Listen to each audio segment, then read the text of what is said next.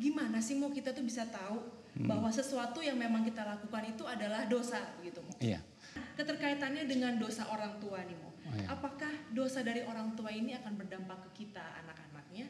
Iya. Kalau misalkan orang berprasangka bahwa wah ini nih anak ini nakal nih, pasti dulu bapaknya nakal. Itu nggak ada ya seperti itu ya Mo ya? Tidak. Ya, dan itu pure karena perilaku orang tersebut aja. Gitu loh rekan muda.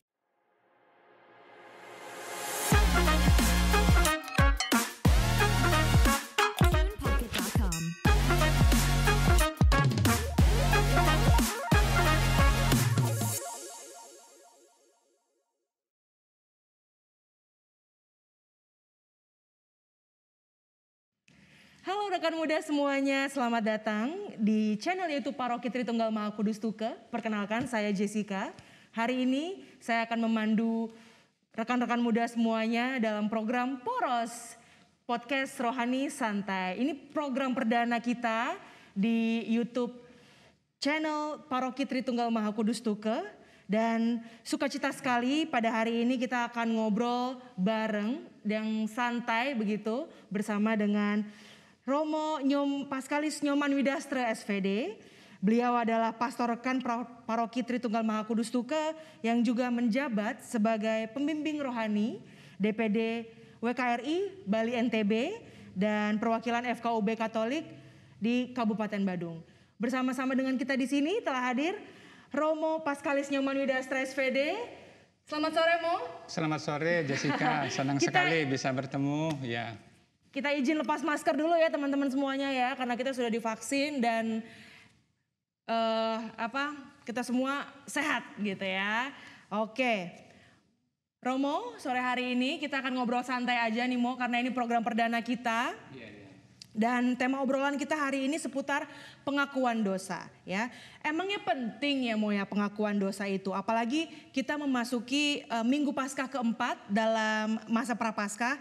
Yang artinya sudah mau berakhir nih Mo untuk masa Prapaskah kita. Sebentar lagi kita akan menyambut Paskah dan mengenang kembali wafatnya Tuhan kita Yesus Kristus. Nah awalnya dulu nih Mo, mau bahas Yesus itu kan turun ke bumi untuk menebus dosa manusia, begitu Mo.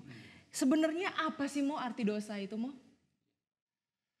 Jadi yang pertama kalau kita menjelaskan tentang dosa, jadi itu adalah bagian yang tidak terpisahkan dari kehidupan kita manusia ya. Karena kita ini memang terlahir bukan sebagai orang suci ya. Kita terlahir sebagai orang yang berdosa. Jadi suka tidak suka, kita ini adalah orang yang berdosa karena ya ini kembali lagi kepada yang kita sebut sebagai dosa asal ya. Nanti memang ada kaitannya ke sana ya. Karena kita memang mewarisi dosa ya yang disebut dengan dosa asal, dosa Adam dan Hawa. Jadi karena ketika Adam dan Hawa ya yang ada di taman Taman Firdaus ya. Jadi mereka berdua yang kita kenal dengan Adam dan Hawa ini mereka memang jatuh dalam dosa. Ya sebenarnya mereka itu sebenarnya sudah suci ya dalam keadaan yang baik begitu. Tetapi karena iblis yang kemudian disimbolkan dengan ular itu akhirnya mereka jatuh ke dalam dosa dan dosa ini menjadi dosa waris untuk kita manusia ya. Walaupun kita mengatakan wah saya ini nggak pernah, apalagi saya bayi memang saya tahu dosa. Tetapi ini adalah yang kita sebut istilahnya itu dosa asal, dosa waris dan nanti ini ada kaitannya dengan penerimaan sakramen baptis itu ya. Jadi kalau kita menerima sakramen baptis itu ada 4 buah yang kita terima ya. Yang pertama dosa asal kita pertama disebutkan di situ. Dosa asal kita akan dihapuskan, kemudian juga kita akan diangkat menjadi anak Allah. Nah, itu pembaptisan kita. Lalu kemudian kita akan menjadi warga gereja. Dan yang keempat kita mempunyai hak dan kewajiban ya dalam kehidupan karena kita ini adalah sebagai anggota gereja. Jadi dosa itu kalau kita berbicara tentang dosa ya memang itu. Jadi sejak awal kita hadir di muka bumi ini suka tidak suka kita sudah ada stempel dosa karena dosa waris itu dari Adam dan Hawa. Tetapi kemudian itu dihapus karena sakramen pembaptisan yang kita terima. Ya. Oke, kurang lebih bisa Romo jelaskan sedikit nggak Mo? Kalau dosa asal itu apa sih Mo? Dan benar nggak sih Mo kalau kita itu mewarisi dosa itu dari Adam dan Hawa sendiri? Ya, karena kita ini kan dilihat sebagai satu kesatuan umat manusia ya. Jadi mengenai kisah tentang Adam dan Hawa itu adalah sebuah cerita yang mau mengatakan kepada kita bahwa yang menciptakan kita itu memang adalah Tuhan Allah ya. Jadi kita hadir, kita lahir sebagai manusia ini memang diciptakan oleh Allah, maka di situ dikatakan bahwa manusia itu diciptakan pertama kan dari tanah ya, dari tanah, lalu kemudian kita mengenal sebagai Adam ya. Nah, kemudian ada yang namanya Hawa, yang ada ceritanya juga bahwa Hawa itu tercipta dari tulang rusuk, makanya lihat aja tulang rusuk laki-laki itu pasti ada kosongnya itu ya, karena memang ceritanya, tetapi sebenarnya penuh makna. Jadi yang mau dikatakan bukan kitab suci kita itu bukan hanya sekedar ini tertulis seperti itu lalu artinya begitu, enggak, itu harus ada pemaknaan yang lebih jauh yang harus kita lihat di situ.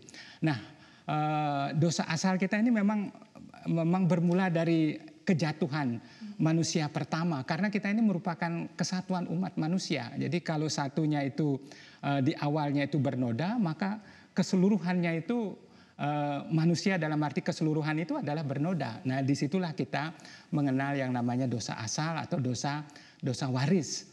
Ya, tetapi dosa asal yang seperti yang saya katakan itu bisa dihapuskan ketika kita menerima sakramen pembaptisan itu dosa asal itu memang selalu disebut. Nah, di dalam kehidupan kita ya, apakah kita kemudian tidak berdosa? Tetap kita ini adalah manusia yang berdosa. Sekalipun kita mengatakan kita ini sudah ditebus oleh Tuhan Yesus ya, tetapi kita sebagai manusia itu tidak akan pernah bisa lepas dari dosa ya.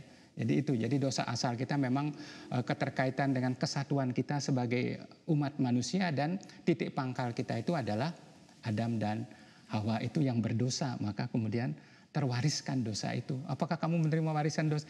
Suka tidak suka ya, karena kita ini adalah manusia dalam satu kesatuan, begitu.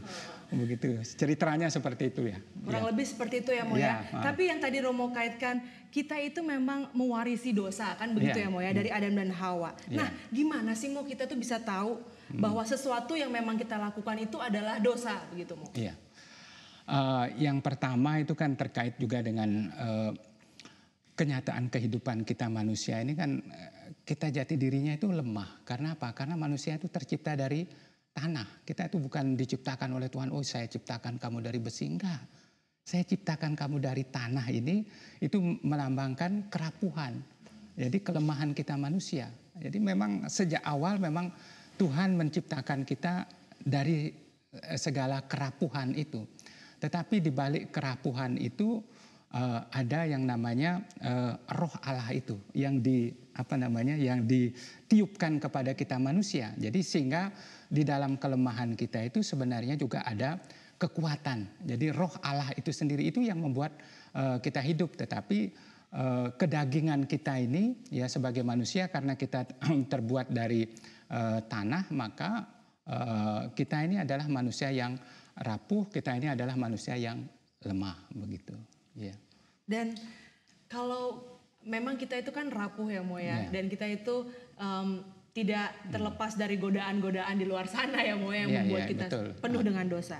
Nah, keterkaitannya dengan dosa orang tua nih Mo, apakah dosa dari orang tua ini akan berdampak ke kita anak-anaknya? Iya.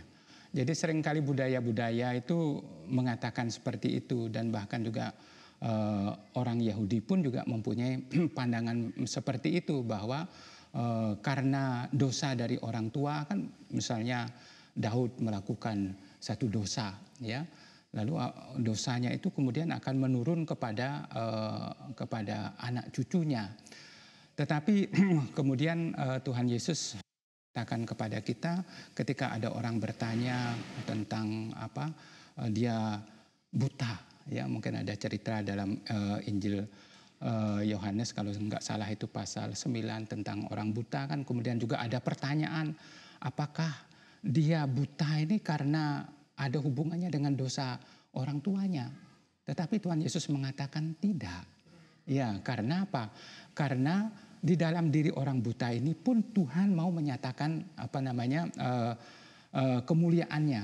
Karena kemudian banyak juga kita lihat walaupun dia itu buta, tetapi dia mempunyai kelebihan, hatinya tidak buta, begitu loh. Jadi kita tidak mengatakan bahwa buta ini lalu keterkaitan dengan dosa orang tua atau diturunkan oleh, kalau mungkin ya soal perilaku, sikap, barangkali ya mungkin karena orang tuanya tidak memberikan contoh yang baik atau suasana dalam keluarga yang tidak kondusif, bisa jadi kemudian terpengaruh kepada anak-anaknya, ya ikut-ikutan begitu. Ya bapaknya mabukan, ya anaknya mabukan, jelas ya karena bapaknya mabuk. Itu kan soal perilaku, jadi bukan soal dosa yang diturunkan. Itu tidak begitu ya. Jadi kalau misalkan orang berprasangka bahwa wah ini nih anak ini nakal nih, pasti dulu bapak yang nakal gitu tuh, nggak ada ya seperti itu ya Mo ya? Tidak. Ya, dan itu pure karena perilaku orang tersebut aja, begitu loh rekan muda. Nah, dan Mo, apakah kalau kita berhenti melakukan dosa, itu kita bisa disebut dengan bertobat?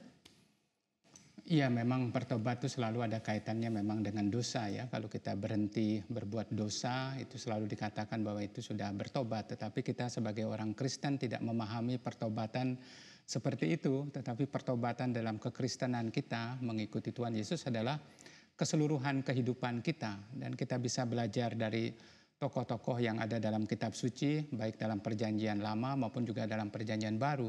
Ya, kalau kita mengenal Abram yang dulu pertama namanya Abram dan kemudian menjadi Abraham. Jadi beliau juga melakukan dalam tanda petik pertobatan kehidupan ya, karena dia dulu berasal dari Ur Kasdim. Ur Kasdim itu negeri yang boleh dikatakan jauh entah berantah ya, di mana ya, barangkali itu antara Mesopotamia ya, daerah Irak ya, makanya Bapak Paus kita itu pernah bertemu di negara Irak itu untuk mau menunjukkan bahwa kita mempunyai Bapa yang satu, Bapak Abraham sebagai Bapak kaum beriman. Jadi dia melakukan pertobatan dalam arti bahwa dia meninggalkan sukunya, meninggalkan daerahnya, lalu kemudian menuju ke tempat yang baru. Nah ini pertobatan itu juga harus kita maknai seperti itu. Jadi meninggalkan apa yang melekat di dalam kehidupan kita. Jadi bukan saja soal tidak berbuat ini, tapi keberanian kita untuk meninggalkan keterikatan. Kan kita manusia itu kan banyak sekali keterikatannya. Terikat oleh suku, terikat oleh keluarga, ya, terikat oleh kebiasaan-kebiasaan kita yang buruk. Nah itu berani nggak kita tinggalkan untuk masuk di dalam kehidupan yang baru hidup bersama dengan Allah. Nah itu kita pahami sebagai pertobatan. Nah begitu juga murid-murid Yesus. Ya, ketika Yesus berjalan di tepi danau Galilea atau danau Genesaret itu, dia bertemu dengan yang namanya Simon dan Andreas. Lalu Tuhan Yesus panggil, ya, jadi untuk mengikuti Yesus, dan dia meninggalkan perahunya, meninggalkan jalannya, karena Yesus mengatakan, aku akan menjadikan engkau sebagai penjala manusia. Nah inilah bentuk pertobatan dari Simon, dan namanya pun kemudian menjadi Petrus kan. Nah itu makanya kalau kita pertobatan itu selalu ada sesuatu yang baru ya di dalam kehidupan kita. Jadi bukan saja soal dosa, tetapi bagaimana kita, mentalitas kehidupan kita, pandangan-pandangan kita. Ya, selama ini kan cuma Simon pikirannya kan cuma perahu, pikirannya kan jala, tapi dengan Yesus dia berpikir lain. Oh, tentang manusia, tentang kemanusiaan, tentang bagaimana Tuhan Yesus mengajarkan tentang pelayanan, tentang pengampunan. Nah itulah pertobatan. Jadi bukan hanya soal dosa, ya, tetapi keseluruhan kehidupan kita. Jadi itu kita memahami pertobatan di dalam kehidupan kita sebagai orang Kristen. Ya. Oke, jadi rekan-rekan muda, intisari yang saya dapatkan, kenapa sih ketika kita berhenti melakukan bertobat itu melakukan dosa itu disebut dengan bertobat. Jadi bagaimana kita sendiri meninggalkan kebiasaan lama ya Romo ya, dan memulai untuk kehidupan yang baru dengan sakramen tobat itu. Nah ngomong-ngomong sakramen tobat nih rekan muda, saya kayaknya mau memperdalam sedikit nih Mo tentang sakramen tobat. Dan kita bahas dulu kenapa sih Mo pertobatan itu penting untuk dilakukan. Ya, yang pertama ya tentu karena fakta kenyataan kita manusia itu memang manusia yang rapuh ya seperti yang saya katakan kita ini terbuat dari tanah itu berarti memang betul. Jadi hari ini kita bilang A, besok lagi B. Ini kan begitu. Kita selalu tidak konsekuen Betul. karena mulut kita itu selalu tidak sesuai dengan ucapan kita. Nah, kita ini apalagi anak muda kan sering ingkar janji kan. Nah, itulah dosa manusia itu memang seperti itu. Jadi tidak taat dengan tidak taat asas lah. Jadi kita bilang begini, tetapi pada kenyataannya tidak seperti itu. Jadi maka dari itu kita selalu menemukan diri kita itu bukan sebagai orang yang benar, tetapi sebagai orang yang memang berdosa. Jadi maka dari itu dalam gereja Katolik ada yang namanya tradisi untuk mempersiapkan. Jadi hari-hari raya besar. Jadi maka dari itu dalam aturan gereja Katolik itu salah satunya pengakuan dosa itu sekurang-kurangnya setahun sekali menjelang hari raya penting di dalam gereja. Nah, Paskah itu termasuk hari raya penting dan bahkan paling besar dalam iman kekatolikan kita. Jadi maka dari itu perlu dipersiapkan. Nah, bagaimana kita mempersiapkan? Sebenarnya keseluruhan persiapan kita itu adalah bentuk pertobatan karena pengakuan dosa itu kan hanya salah satu bagian saja, tetapi selama 40 hari selama masa Prapaskah itu juga disebut sebagai masa pertobatan dan itu juga sering sekali disebut dengan retret agung. Maka dari itu di dalam masa Prapaskah kita selalu melakukan 3 hal ini. Yang pertama itu namanya puasa. Itu kan berarti hubungan kita secara pribadi dengan itu kan komitmen kita, ya. Jadi kalau saya berpuasa itu berpantang bukan karena pertama-tama karena gereja yang mengajarkan demikian, tapi secara pribadi kita mempunyai komit. Kemudian yang kedua berdoa, itu kan berarti hubungan kita dengan Tuhan. Selalu ada masalah hubungan kita dengan Tuhan, makanya kita selama masa Prapaskah ini diharapkan meningkatkan semangat doa kita. Dan yang ketiga itu namanya amal kasih. Itu berarti hubungan kita dengan sesama, itu tanggung jawab kita terhadap sesama. Jadi maka dari itu kita perlu mempersiapkan diri dan salah satu bentuk yang paling konkret itu dalam gereja Katolik ya memang dengan pengakuan dosa itu dan kita memanfaatkan masa Prapaskah itu ya mencari waktu untuk bisa mengaku dosa secara pribadi. Oke. Nah, dalam pengakuan dosa itu ketika ada dosa yang tidak kita sebutkan. Nah itu gimana tuh Mo? Ya kalau kita mengaku dosa itu kan selalu juga di dalam konteks kita selalu ada yang namanya refleksi pribadi ya. Jadi tidak ujuk-ujuk kita datang nanti datang terlambat. Ya, perlu ada waktulah kita mempersiapkan. Jadi ketika kita mengaku dosa ternyata tapi kan kita sudah di dalam hati kita sudah ada persiapan. Hanya memang seringkali kita bertemu dengan Romo yang kita sudah grogi ya, akhirnya hilang semua kan, akhirnya tidak ingat. Tetapi kan kita sudah mempersiapkan. Nah, mempersiapkan itu dengan cara apa? Dalam gereja itu kan ada yang namanya ibadat persiapan ya. Jadi pembacaan kitab suci, lalu kemudian kita merenungkan bagaimana hubungan saya ya dengan Tuhan, bagaimana. Nah itu kan berarti selama ini apakah saya taat dengan hukum perintah Tuhan ya karena Tuhan bilang apa? Kasihilah Tuhan Allahmu dengan segenap hati, dengan segenap kekuatan tenaga, dengan segenap akal budi. Nah itu apakah saya betul mengasihi Tuhan Allah dengan segenap akal budi? Ya ini yang perlu kita lihat bagaimana relasi kita dengan Tuhan. Lalu relasi kita dengan sesama itu bagaimana? Apakah saya memenuhi hukum kasih itu? Kasihilah sesamamu manusia seperti kamu mengasihi dirimu sendiri. Nah bagaimana? Apakah di situ ada egoisme kita hanya mementingkan diri kita sendiri? Nah kemudian bagaimana komitmen kita terhadap kehidupan kita sebagai orang Kristen? Apakah kita juga taat dengan aturan-aturan, taat dengan hukum-hukum, perintah-perintah apa yang harus kita laksanakan sebagai orang Katolik ya? Karena memang di dalam agama Katolik kan memang harus kita ingat ada aturan, ya ada hal-hal yang memang harus kita ikuti. Nah ini yang kadang yang menjadi refleksi kita. Nah kalau pada waktu pengakuan dosa kita lupa, ya, tetapi sejauh kita sudah mempersiapkan diri, saya kira Tuhan itu sangat mengerti dan Membantu ya, Mo, ya. membantu kita. Jadi maka dari itu kan seringkali juga dan juga dosa-dosa lain kan kadang-kadang begitu saya dengar ya. Iya. Dosa-dosa lain, ini saya minta maaf ini bukan membuka pengakuan.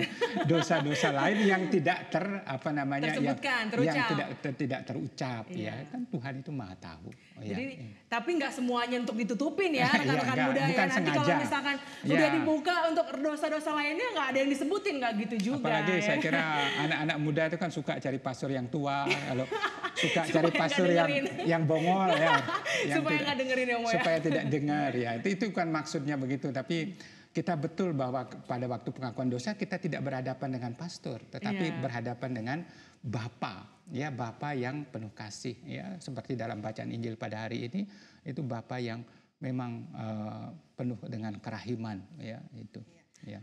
Kemudian Mo, keterkaitannya relasi kita dengan Tuhan ya Mo ya. Mungkin ada yang selalu kita pikirkan ketika kita hendak untuk mengaku dosa begitu. Terus setelah kita sudah ngaku dosa, rasanya kan udah plong nih Mo. Semuanya udah lega karena dosa-dosa lainnya itu sudah kita sebutkan juga dalam ruang pengakuan dosa. Tapi Mo, kalau misalkan kita buat dosa lagi hal yang sama ya kan, itu gimana tuh Mo? Iya, saya kira Tuhan itu sangat memaklumi ya. Jadi kita ini manusia, tapi bukan berarti kemudian bahwa kita menyerah ya. Jadi Yesus itu jatuh 3 kali ya. Jadi jatuh dia bangun lagi, jatuh dia bangun lagi, jatuh dia bangun lagi. Jadi ini juga harus menjadi tuntunan dalam kehidupan kita. Kalau kita jatuh dalam dosa dan kemudian kita tidak bangun, itu salah kita. Jadi maka dari itu ketika kita, itu wajar ya, namanya kita manusia ya. Jadi seringkali di gereja itu bahkan ya jangankan ya umat ya pastor pun juga begitu khotbahnya berapi-api tentang cinta kasih, tetapi begitu berhadapan dengan situasi konkret kadang-kadang kita nggak mampu mengendalikan diri. Jadi Yesus pun juga pernah marah ya. Ya ketika di di bait suci itu dia buat cemeti juga ya, karena apakah Yesus melakukan kesalahan? Tidak, karena Yesus itu memang pada waktu itu dia mau mengatakan sesuatu kepada kita, ya jangan kamu menjadikan rumah Bapakku sebagai tempat untuk melakukan hal-hal yang tidak benar, ya. Jadi kalaupun kita jatuh dalam dosa, yang penting adalah di dalam diri kita itu selalu ada niatan, ya, untuk bangkit kembali, ya. Jadi maka dari itu kita harus melaksanakan penitensi kita. Jadi bukan hanya sekadar formalitas setelah mengaku dosa kemudian sudah selesai. Kita harus menjalankan penitensi kita. Jadi ada hukum. Jadi hukum dosa hukuman yang harus kita jalankan. Itu namanya penitensi. Ya misalnya disuruh apa? Ya misalnya disuruh doa Bapa kami, disuruh doa Salam Maria. Jadi itu harus kita jalankan. Jadi kalaupun kita memang jatuh, ya itu memang sikap manusiawi kita, tetapi yang jelas bahwa kita tidak sengaja, ya tidak mempunyai niatan, karena dosa itu karena tahu dan mau. Kalau sudah tahu dan kemudian melaksanakan, nah itu dosa, ya. Tetapi kalau memang kita berjuang untuk tidak melaksanakan, ya misalnya betul saya lapar gitu loh. Bisa lihat di situ di pastoran kok ada pepaya misalnya, saya ambil, tetapi itu memang betul saya butuhkan, apakah saya dosa? Nah itu, jadi kita tidak bisa menilai itu dosa atau tidak, itu sangat tergantung juga dengan situasi kondisi kita, ya, yang kita hadapi. Tapi yang jelas bahwa kita manusia ini memang itulah kerapuhan kita. Jadi yang penting bahwa kita tetap ada niat, ya, untuk maju, ya, bertumbuh, berkembang, ya, di dalam iman kita, dan jangan pernah kita menyerah ketika kita jatuh dalam dosa, tetapi kita harus tetap berupaya. Dan yang menjadi acuan kita adalah Yesus yang bangkit, jatuh dia bangkit, jatuh dia bangkit, untuk untuk meneruskan perjalanannya sehingga sampai di Golgota itu, ya. Oke. Jadi rekan-rekan tidak boleh pantang menyerah ya, nggak boleh nyerah maksud saya, untuk mempertahankan komitmen diri untuk bertobat, begitu ya Mo ya. Tapi kalau rekan-rekan muda di sini kira-kira penasaran nih Mo, apa sih paling konkret deh persiapan untuk pengakuan dosa itu? Iya, jadi ada namanya persiapan ya, persiapan batin ya, persiapan lahir ya, persiapan batin ya tentu adalah bahwa kita sebenarnya begitu kita memasuki masa prapaskah, ya, jadi masa prapaskah itu sebagai retret agung kita selama 40 hari itu sebenarnya sudah mempersiapkan kita. Jadi ini suasananya sudah berbeda sebenarnya dengan hari-hari yang lain, ya. Beda juga dengan masa Advent, tetapi ini masa prapaskah ini sungguh-sungguh kita diajak untuk mengikuti boleh dikatakan detik-detik terakhir kehidupan Yesus di muka bumi ini. Jadi maka dari itu kita memasuki yang namanya masa prapaskah ini sebagai masa pertobatan. Nah ini perlu kita pertama-tama sadari kita ini ada di dalam masa prapaskah yang berarti itu adalah masa pertobatan. Nah, dan yang kedua ya tentu masa pertobatan itu kita harus isi dengan berbagai macam kegiatan, ya, kegiatan secara pribadi yang seperti saya katakan tadi sebagai bentuk tobat kita, pantang dan puasa itu walaupun itu sebenarnya sangat mudah sekali, tetapi seringkali itu juga kita langgar kan, misalnya Lupa gitu hari ya, Mo, Jumat, ya betul, lupa, atau mungkin mengapa kita lupa ya karena kita acuh tak acuh, ya cuek gitu loh, sehingga tidak ada keseriusan, jadi akhirnya kita lupa, ya, bisa jadi karena itu.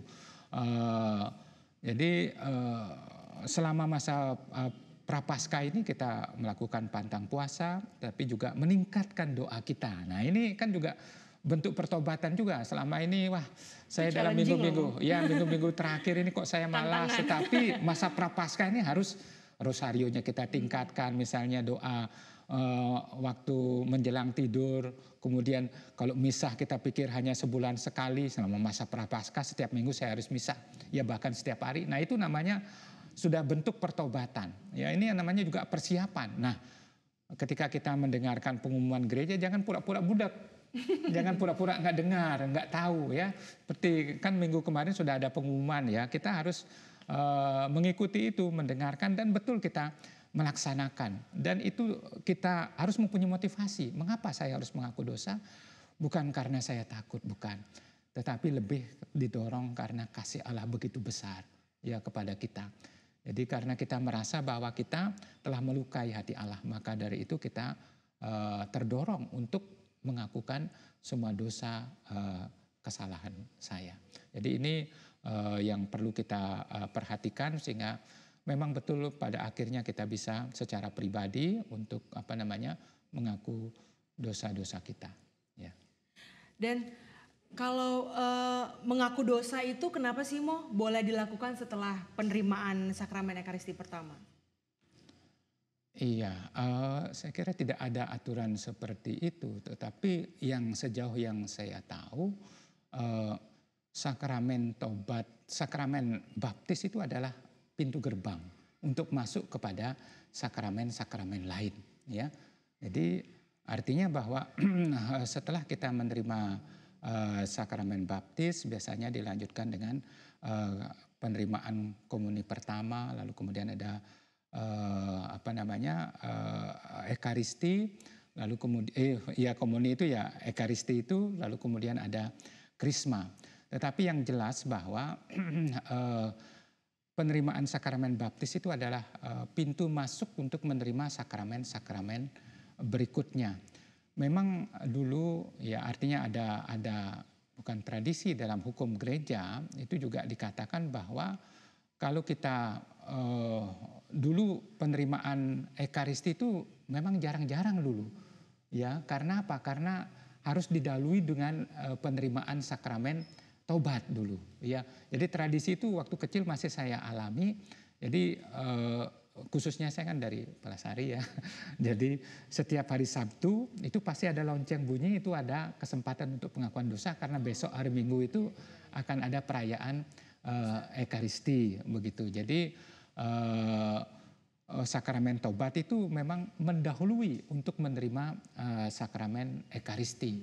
Tetapi sekarang ya kelihatannya keterkaitan itu kurang dilihat kembali, ya. Jadi dilihat secara terpisah.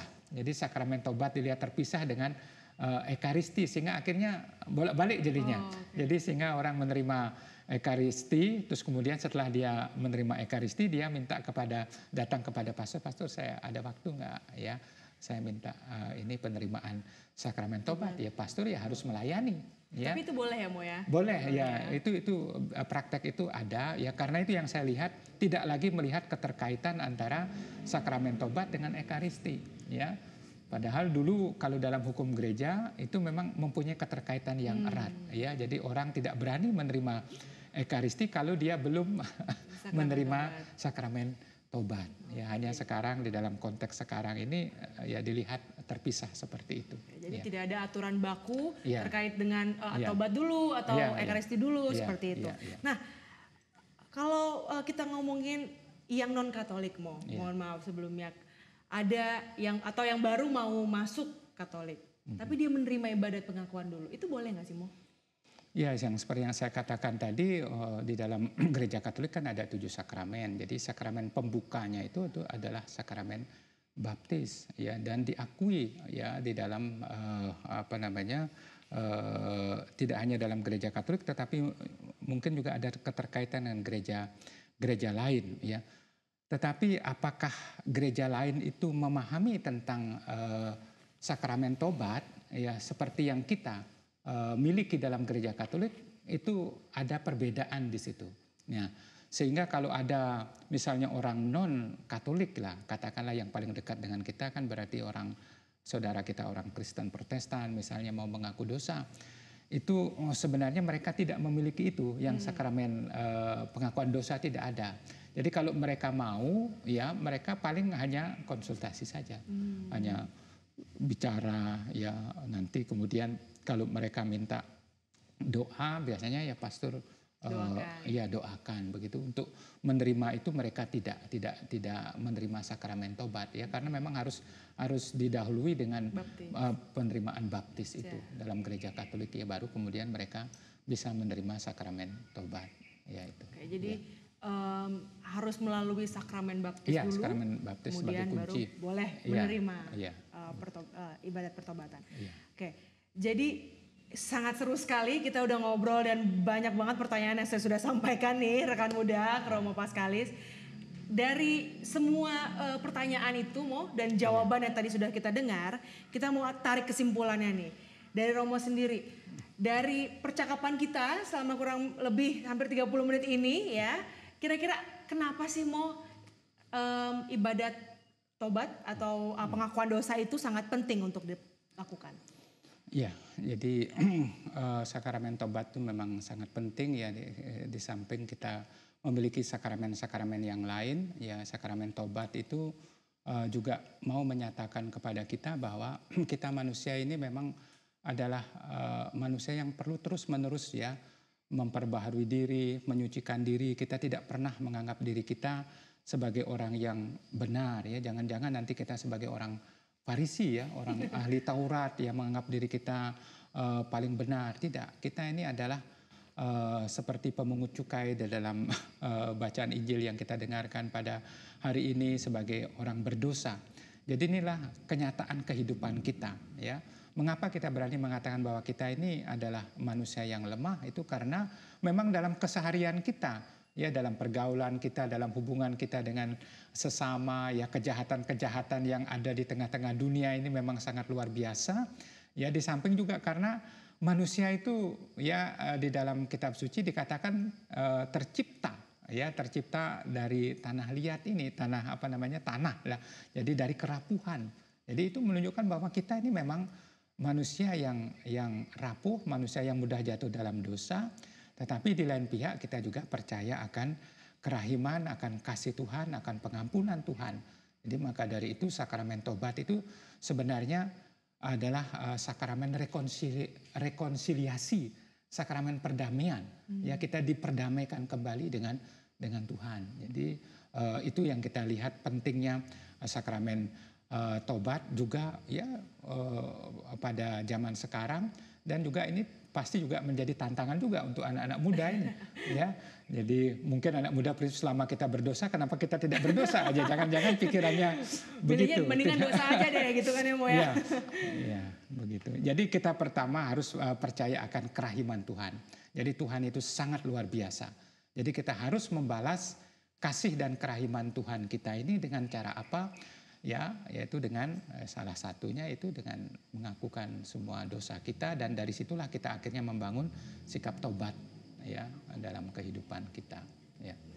Jadi rekan-rekan, Tuhan Yesus itu enggak aduh Tuhan tuh baik banget gitu kan, nggak begitu. Jadi memang Tuhan kita itu sangat luar biasa rekan muda. Jadi bukan yang Tuhan yang sebagai teman gitu ya Mo ya, memang luar biasa sekali kasih karunia Tuhan itu, sehingga bagaimana kita untuk mengaku semua dosa itu untuk kita ke depannya juga. Jadi bagaimana kita menikmati kerahiman ilahi itu untuk begini Jessica, kerahiman Allah itu harus menjadi pendorong, penggerak ya untuk kehidupan ya Mo ya. Jadi kita. Kerahiman Tuhan itulah yang menggerakkan kita untuk berani mengakukan semua dosa, karena kita percaya bahwa Allah kita itu adalah Allah yang Maha Pengasih, Maha Pengampun ya.